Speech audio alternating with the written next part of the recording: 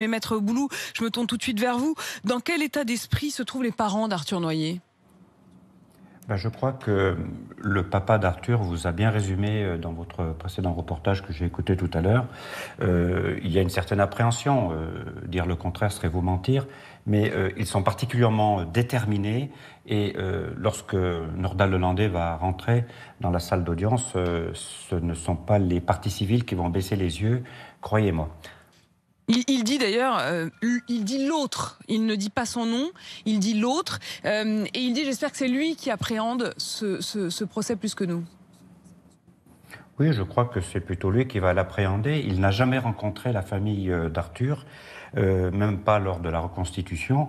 Donc je pense que c'est lui qui va appréhender le plus ce moment, ce premier instant, on va dire, lorsqu'il sera introduit dans son box. Je pense que ça va être dur pour lui. Maître Boulou, vous dites il ne les a jamais rencontrés. En revanche, il vous a vu, vous, puisque vous avez assisté à des interrogatoires avec Nordal Lelandais. Est-ce que vous pouvez nous décrire comment il était? Oh, je vais vous dire tout simplement, lorsque Nordal Lelandais est entré dans le bureau du juge d'instruction, je me suis demandé si on avait bien introduit la bonne personne. Pourquoi? Physiquement, Nordal Lelandais avait complètement changé, il était complètement métamorphosé par rapport aux photos qu'on pouvait voir dans la presse.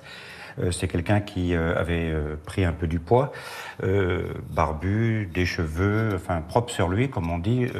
Et j'ai employé une expression qui fait le tour maintenant des médias. C'était le gendre idéal, calme, posé, poli, enfin tout le contraire d'un Nordal Lelandais qu'on décrivait dans la presse. Il disait quoi? Au-delà de son Oh physique? Au-delà de son physique, il a commencé par présenter ses excuses à la famille, excuses que je n'ai pas transmises, en lui précisant que je les transmettrais que lorsqu'il dirait la vérité. Le second entretien qu'on a eu avec le juge d'instruction quelques mois plus tard, il m'a demandé si j'avais transmis les excuses. Je lui ai dit tant qu'il ne dirait pas la vérité sur la manière dont il a tué Arthur, je ne transmettrai pas les excuses. On va voir aujourd'hui ce qui va se passer à l'audience.